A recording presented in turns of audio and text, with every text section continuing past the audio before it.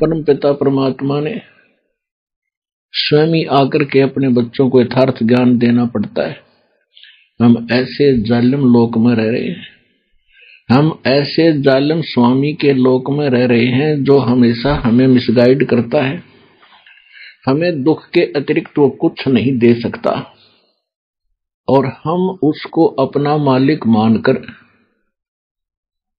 अभी तक उसी की पूजा और उसी के पुत्रों को भगवान मानकर आश्रित रहे, जिस कारण से हमने असंख्य जन्म हो गए यहां पर जन्म और मृत्यु के कष्ट को उठाते हुए। तो परमात्मा ने आके हमें ज्ञान दिया है कि जिस लोक में आप रह रहे हो ये लोक आपका नहीं है, ये घर आपका नहीं है, यह संपत्ति आपकी नहीं है। यह भूल भारी लगी है आपको क्योंकि आपको सत्संग नहीं मिला।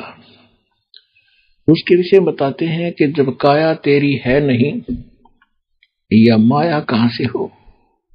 जब आपका शरीर आपका नहीं है तो इस माया को चपटा बैठा, बैंक बैलेंस बनाने लग रहा, बड़ी बड़ी कोठी बना कर प्रसन्न हो रहा, कल मृत्यु हो जाएगी परसों कुत्ता बनकर उसको ठीक है चारों तरफ घूम रहा होगा, कोई अंदर ना जान दे आपने।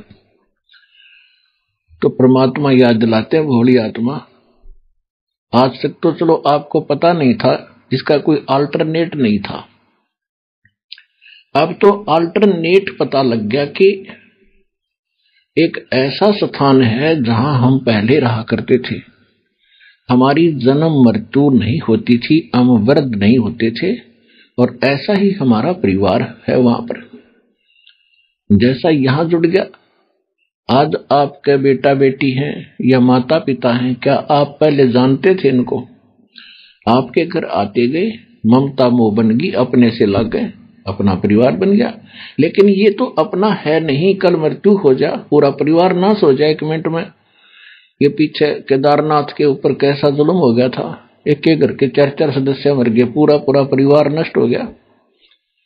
तो ये अपना है नहीं। लेकिन जब तक आप यहां हैं, ये ऐसा समझो कि हम एक किसी उद्देश्य को लेकर के हम एक कमरे में रह रहे हैं, एक मकान में रह रहे हैं।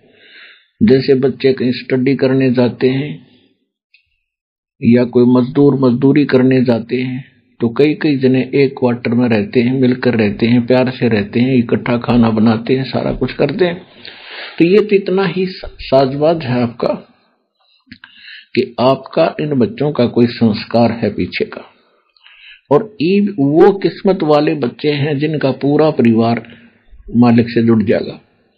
आपके बच्चे सुरक्षित रहेंगे, आजीवन आपके साथ रहेंगे जब तक आपकी मृत्यु नहीं होगी। और मृत्यु के उपरांत फिर सारे के सारे सतलोक चले जाएंगे। ऐसे ही धीरे धीरे वहां आपका परिवार बन जाएगा।